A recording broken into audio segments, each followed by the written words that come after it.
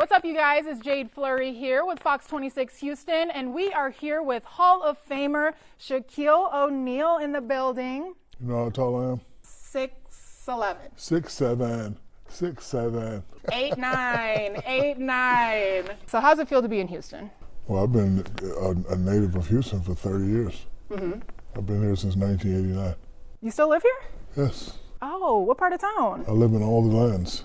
What is that? I live in Sugarlands, Pearland, and Woodlands. Well, what's your favorite thing about Houston? I mean, like I said, I'm originally from San Antonio. So, I've been coming here since 1989. The people have always been very hospitable. The local businesses are just, everyone knows Shaq loves Houston. It's the Southern hospitality. Yes, love it. Okay, getting into the NBA a little bit, who are the top 5 players right now? Joker would be 1. Wemby would be 2. You got Giannis. You still got to put LeBron in there. And I'm not sure on the 5th spot, but listen, the league is in good hands. There's a lot of great players. The question that you ask, I don't really like answering because you like leaving people out. Got a lot of exciting new rookies. Cooper Flag is having a great year. And your current career is arguably as good as your NBA career. What is a lesson that you've learned that you take with you? The only lesson I've learned is the power of listening. I've had great mentors. I have great people who've always inspired me, great people that, kept me out of trouble. The success that I have is not me by myself. Mother, father, brothers, sisters, relatives, teammates, other mentors. So, but it all starts with listening. I'm just glad I had, after I was a high-level juvenile delinquent, 17, 18 in San Antonio, once I started listening, skies was the limit for me. Just absorb the information, the knowledge. The right information and the right knowledge. You're kind of everywhere right now, from TV to commercials. How do you know what's worth putting your name on and being a part of? Well, if it's something I believe in, I will definitely love to be involved with it. If it's something that's going to benefit the people, I'll definitely love to be involved with it. I just don't put my name on it for monetary purposes. I like being involved with the companies. I like having ownership in the brand that I'm dealing with. And, for me, it's always been an easy process. If I don't like the product, how can I look at the camera and try to sell it to people? So what advice would you give to current players when you know their career is not going to last their whole lifetime? How do they set themselves up for success post-NBA? 3 words. 1, listen. 2, annuities. And 3, save.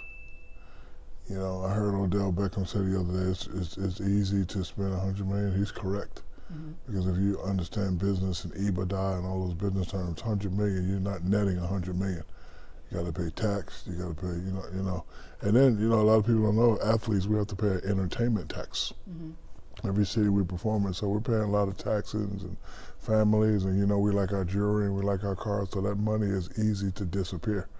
So, you have to teach yourself about business, teach yourself about investing, teach yourself how to save. So that entertainment tax, how much are they taking out? Each state is different. Okay. But I remember every year when I'm signing my tax forms, I would have to do that. So my first year with the Lakers, I made $20 million, and I thought I was netting $20 million, but when I got the check, it was 10.9. Wow. Yeah, 10.9, California. Half of it gone. Yeah, half of it gone. So then I had to pay entertainment tax. That was like another $4 million. So I probably only netted I want to say 7, 8 million out of the 20. And we're at a time where athletes' their brand comes first. So what advice do you have for them for longevity while they're playing? I mean, I have mixed feelings about that because not everybody has a brand. You may think you do. The brand should be focused on winning. Now, if you're a winner, it's easy to present your brand. I see a lot of guys are trying to present their brand first, and if you look at the success rate of that, it's not very high. So I always just tried to focus on winning. And I wasn't really creating a brand. I was just saying that this is who Shaq is. I am a winner, and I am the ambassador of fun. So now that you have 4 championships, people know who you are. They know your resume. So now it's easy to go in and represent your brand. So, I see a lot of kids that try to create their brand first, and you have to say to yourself, what is your brand? What should you be remembered for? And as I told you earlier, I just want people to say Shaq was a fun guy and Shaq was a nice guy. That's what you want your legacy to be? That's it. Okay. And then just looking back, what is one mistake that early Shaq made that you would not do again? I made a lot of mistakes. Give us just a couple examples. I made a lot of mistakes, but you know, it's called life experience. You know, luckily, by being a listener and by being raised by a drill sergeant, you're programmed not to make the same mistakes back to back. Made a lot of mistakes. If I had it all over do again, would I do anything different? No. Before you succeed, you must first learn to fail, and you have to figure things out. You know, we want a lot of things come into play, but there's no manual on how to handle certain things. Like there's no manual on you being a young, gorgeous African-American news anchor. There's no manual. You have to navigate through certain things and come in at 2:30 and do this and do that. So, you know, there's no manual on, hey, you're an 18-year-old kid, here you go, $100 million, do something with it. So we have to, you know, go through certain situations, trials and tribulations, and you have to figure it out. That's some good advice. It really is. And I guess just going forward, you project all of this confidence, but did you ever struggle privately? I still struggle now. Do you? Yeah, all the time. But I have ways of bringing myself back on top. First thing, if I'm having a bad day, first thing I say is it could be worse. Like, not a lot of things hurt me. I hate seeing a homeless person. Breaks my heart. It really does. And I wish I had the solution on how to fix all homelessness, but it just breaks my heart seeing a person laying there on the street. So, you know, a spoiled rich guy like me, I don't really have problems. Just think I do. So that's the first thing I say. Bro, it could be worse. So one, relax. And two, I use jealousy as motivation. Like, for example, I'm staying at the Post Oak. I want a hotel like that. So instead of, you know, being jealous and doing frivolous things and doing evil things, you learn. You teach yourself on how to do that. So, like, I just take things and just, you know, keep it motivating enough for me to just move forward. But I struggle with a lot of things, but I have programs to get me back on top. And again, like when you know, the problems you think you have, somebody is having a bigger problem than you are. They just kind of keep everything into perspective. Yeah, just like, you know, I hate people that have it all and complain about something. Like, if I'm riding around and I see a guy laying on the street, what problems do I really have? So I just tell myself, shut the hell up, man up, and figure it out. The league is faster, smaller, and more perimeter based. If you were entering the NBA today, I'd be making $700 million a year. For real? Yeah. How so? Playing with these cupcakes. How so? Like, because I'm gonna be me. Okay. See, the league is like, it's a copycat league, and sometimes you have to do things that are different. Like when I came in, I said, I know I want to dominate. I could have did all the skill big stuff, but I said, no, I want to dominate. I want to be recognized as the most dominant player ever. So you got big guys shooting threes, that's to my advantage. As soon as you shoot the three, I'm closer to my end, and I don't have to run as far. So I'm gonna run right down the middle of the lane and do this. And you and your whole team gonna be crying 3 seconds, you're gonna try to double, and I'm gonna kick it, I'm gonna get it, and I'm gonna dunk it. If y'all try to double, triple, I'm gonna kick it to my man Kobe, big shot Bob, and we're gonna win championship after championship. And none of them dudes will be able to hold me. So you just used it you would use it to your advantage. I'm not gonna do what they do. They're gonna have to do what I do.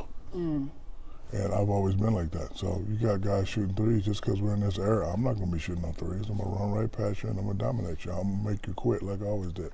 So that's why I say I know I can play in this era easily. You called them cupcake players. Does that mean they're soft? What do you mean by that? I've seen some hard cupcakes. I was at Love's last night. I grabbed one of them honey buns. I was like, damn, this thing hard. Oh, my God. No, that's just saying stuff to get them mad. That's all. Like, I don't really mean that, but I just like to say it, you know it's going to go viral, know somebody going to react. No, he couldn't have played in this era. It is what it is. Your dad instilling that perseverance and dedication within everything you do.